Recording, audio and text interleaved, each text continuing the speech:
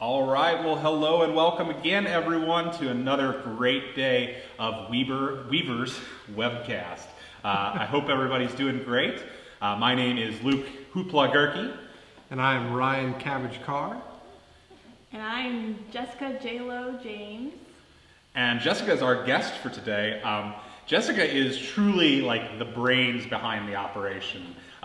Cabbage and I are out there playing with the kids and hanging out with the kids, but Jessica is like she and Miss Nancy, who also works in our office, are like the camp brain.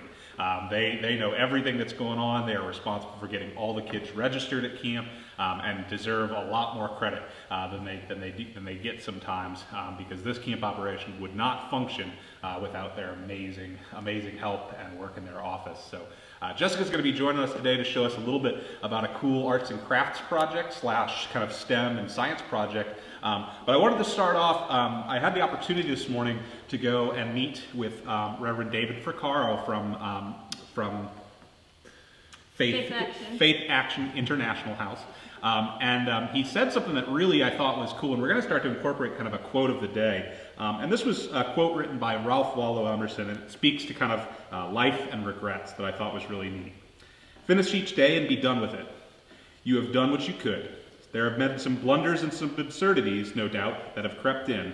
Forget them as soon as you can. Tomorrow is a new day. You shall begin it serenely, and with too high a spirit, will not be encumbered with your old nonsense. And I think that's such a cool kind of way to look at things. You know, each day when we're finished with it, there's no sense in looking back and having regrets. And it really spoke to me, and I really appreciated David's message. If you didn't get a chance to see it this morning, be sure to check it out.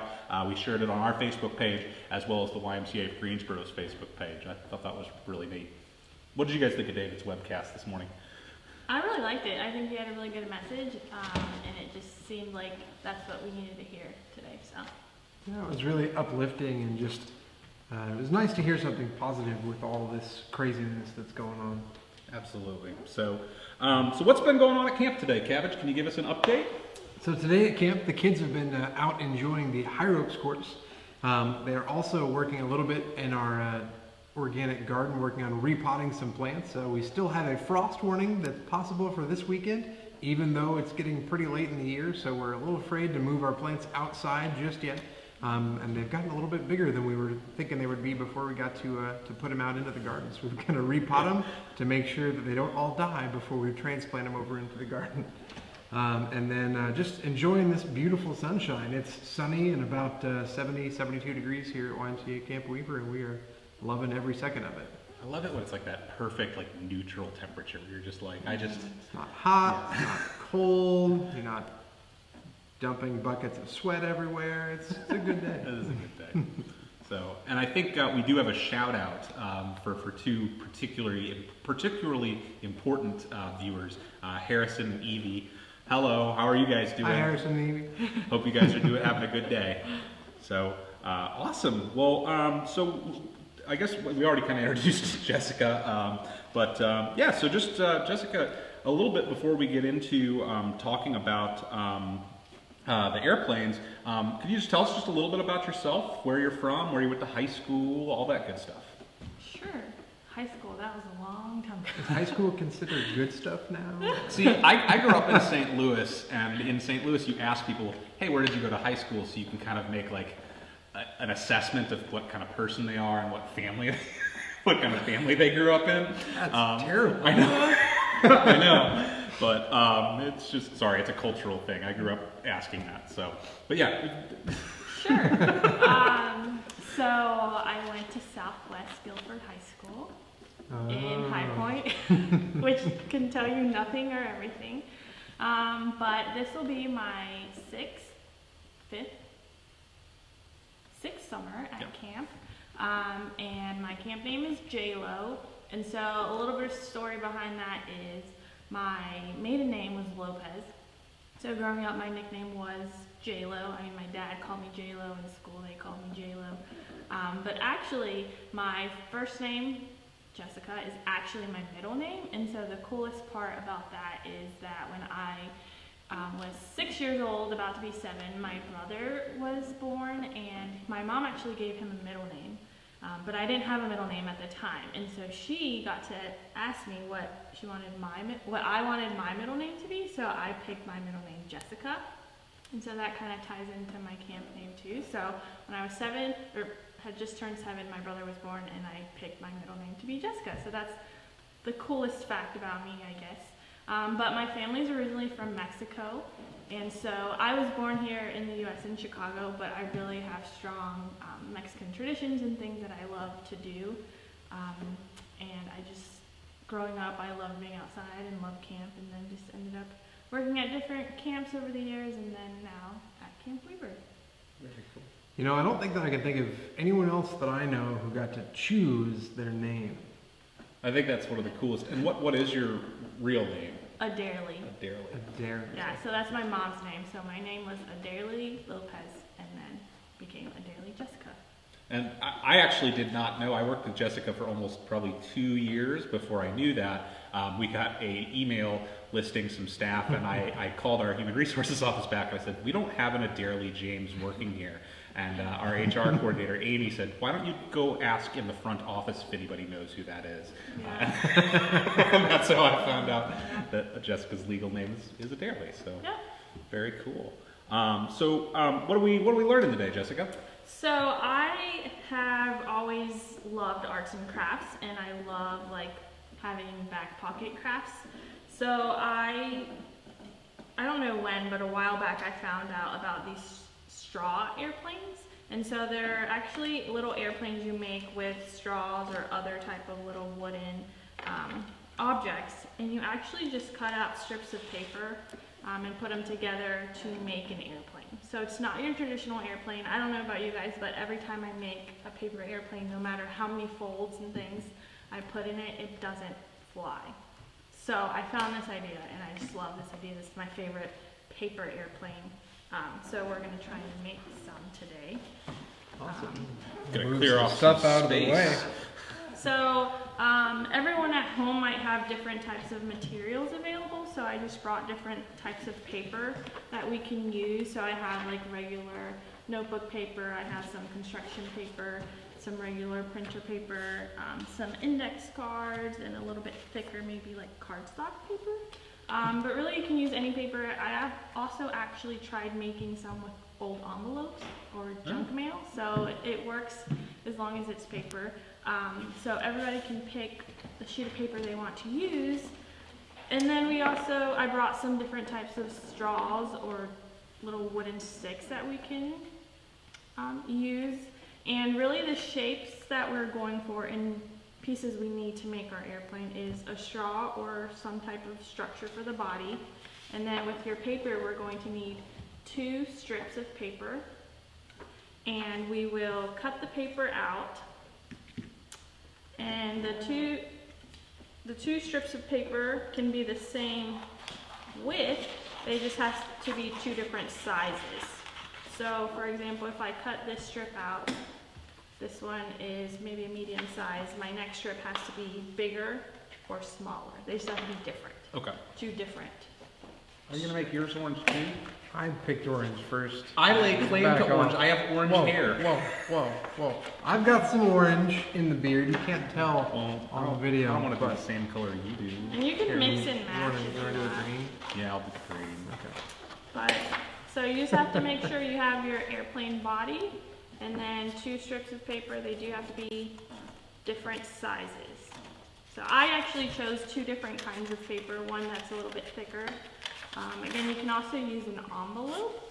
I guess that's where I'm gonna end my cut there. So 2 different sizes. 2 Okay. different sizes. So while we're working on this, I think Cabbage had kind of done a little bit of research as far as how planes work. What are kind of the main forces that keep an airplane in the air as we're working on cutting this out, Cabbage? So according to NASA, there's 4 basic things that are acting on an airplane when it's in flight. So the first one is drag. So drag is as a plane is moving through the air, that creates friction and turbulence, and it's slowing the plane down, so kind of holding the plane back. The next one is gravity. So the plane, it has weight, so it wants to go down until it hits something that's going to, hold it up. So gravity pulling it down. And we've got lift. Lift is what makes a plane, a plane. It's the thing that is pushing the plane up. And basically the way that lift works is as the air is moving over the wings. So if I have a wing, so generally a wing is going to be kind of curved like that. So the air that's moving over the top of the wing ends up having to move faster than the air that's under the wing because the air over the top has a longer distance that it has to travel. And in fluid dynamics, which air is considered a fluid, when it's moving faster, it's spaced further apart, so the pressure is lower.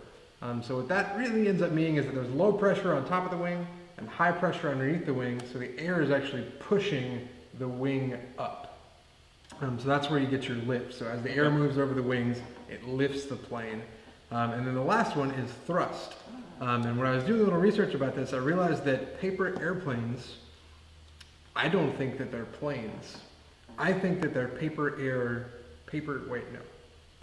gliders. So because you're giving it that initial toss, but then after that there's no more thrust being applied to push it forward.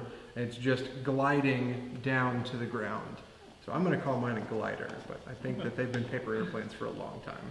Thanks for the science lesson. We appreciate that, Cabbage. Cool. Now that we're all cut up and caught up. Yeah, so once you have your 2 strips, you will actually work on forming a circle to put them together.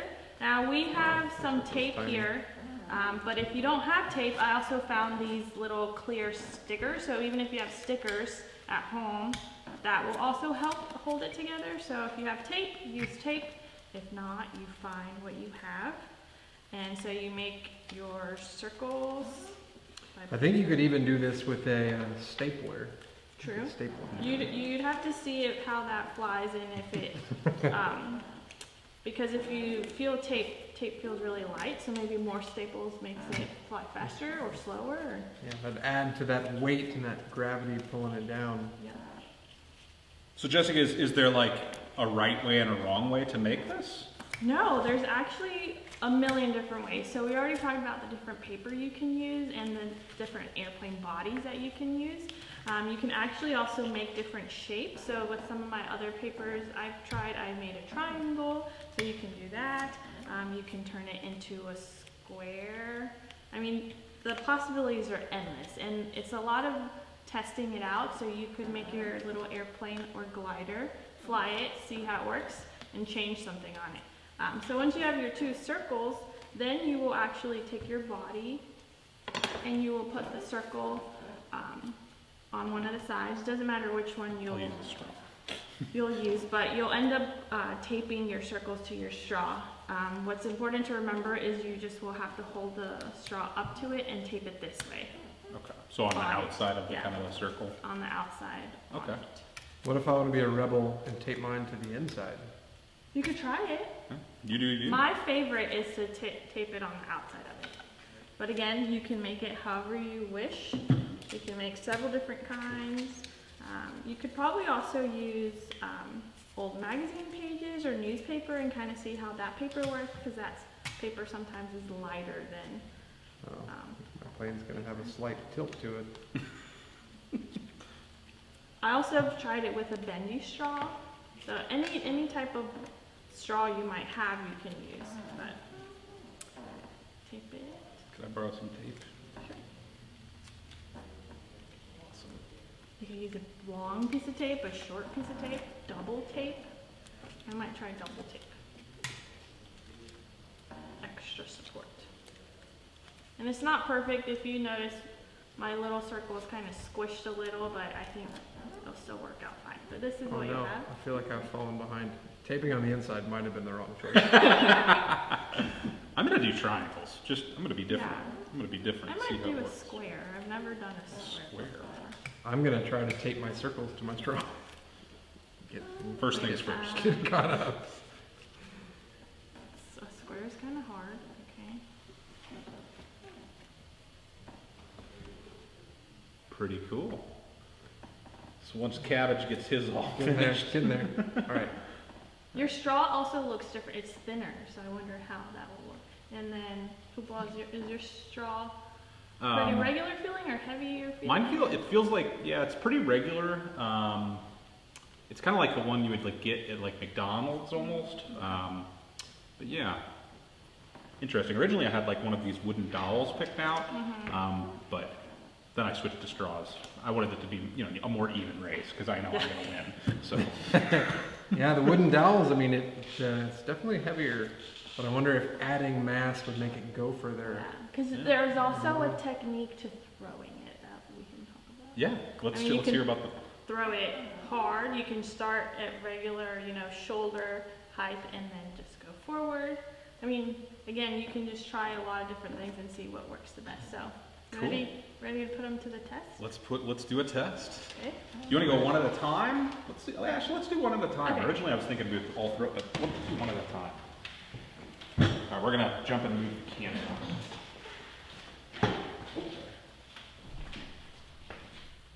Oh, change the scene. All right, so Jamie is in the room, and he is going to be our judge on this. We get warmed up. Perfect. All right. Don't want to be stiff when you're trying to throw your paper air glider. Limber up. Okay. Shall I go first then, since this is my idea? I think that sounds great. Okay. I'm rusty. I haven't done this in a while. Ready? 1, 2, 3. Oh, you can't even see it. It went down. All right, that one was a little rough. All right. I shouldn't laugh until I throw mine. Ready? 3, 2, 1. Oh, that was pretty good. You want me to come grab the camera so you can throw yours? Yeah, I'll take a step around.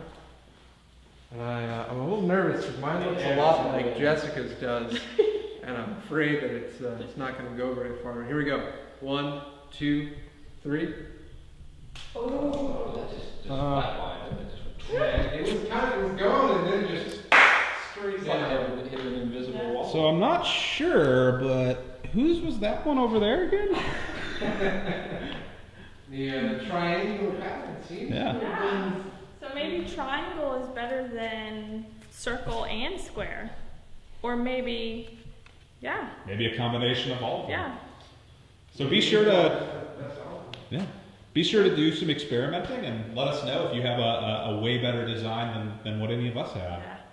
Awesome. Thank you, guys.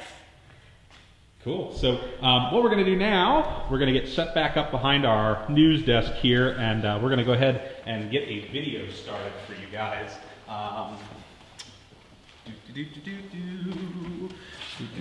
Inspector. All All right. right, we're going to head on out now to the garden to meet up with Bigfoot, and she's going to introduce us to some of our other camp animals today.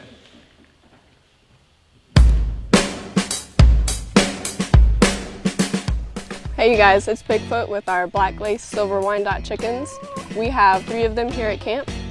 A couple fun facts about them. They originated in New York in the 1870s.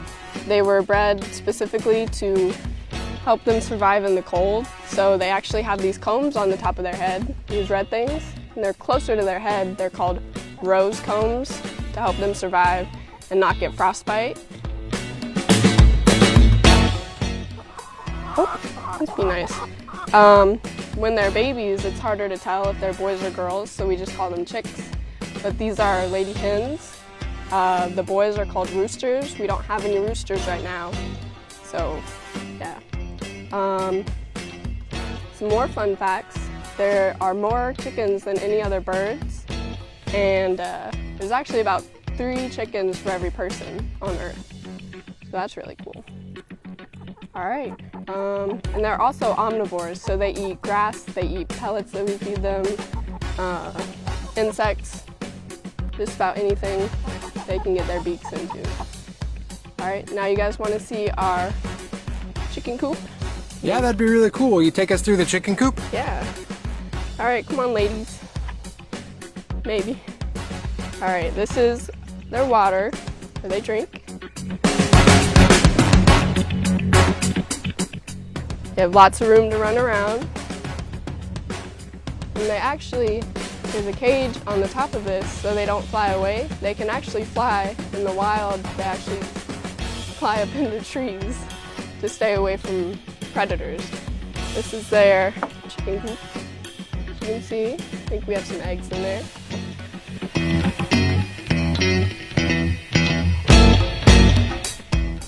And yeah, back to you, Cabbage.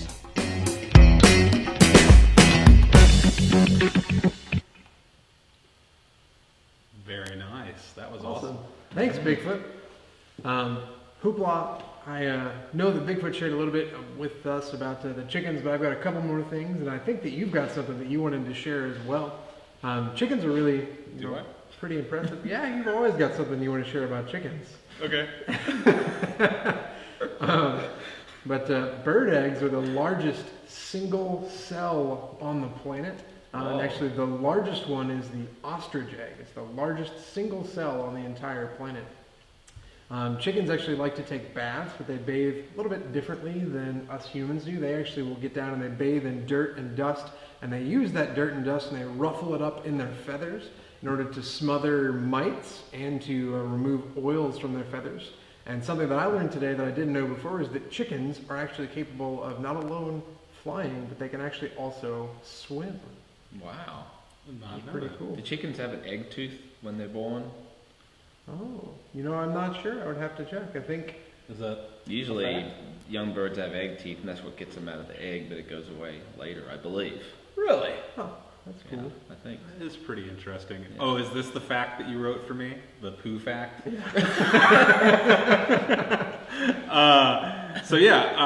In our research we determined that a small chicken, so probably probably a bit smaller than what we showed on the video. Our chickens would probably do a little more than this. But if you guys had to guess, how many pounds of number 2 does a chicken produce every year?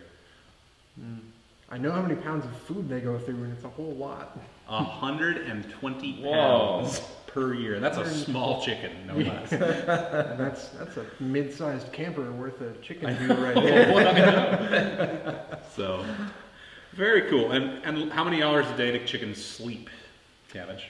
I believe they're really like us. They sleep at nighttime, so somewhere between like 8, 10, I don't know, somewhere in there. That's what you wrote on our call sheet, so yeah. It is really cool to go in there and kind of peek at them while they're sleeping at night. They just kind of sit on the bars in our chicken coop, and they're just like perfectly balanced, and it's just really kind of neat. We'll have to maybe go out there and get some night camera. No pillow? No pillow.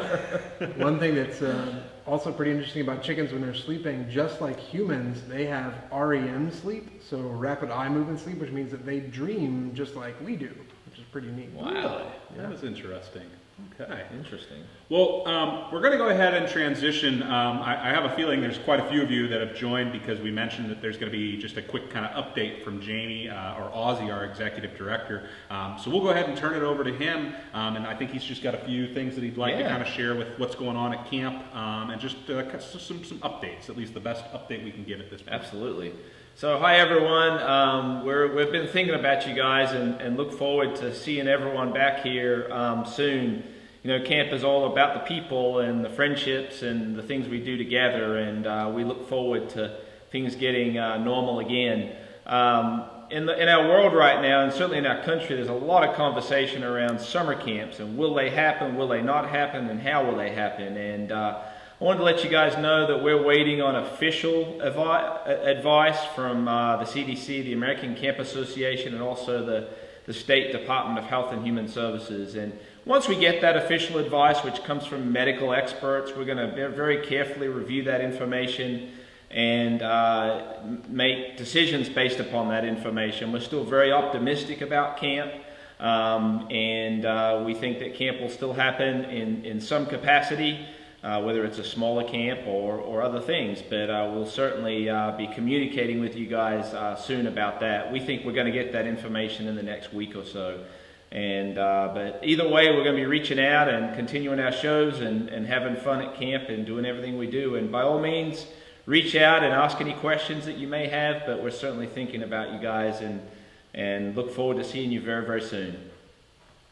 We do as well. Thank you, Jamie. Thank you very much for coming on and talking today for a little bit. So, Cabbage or Jamie, any kind of parting words or thoughts for the day to close out our webcast?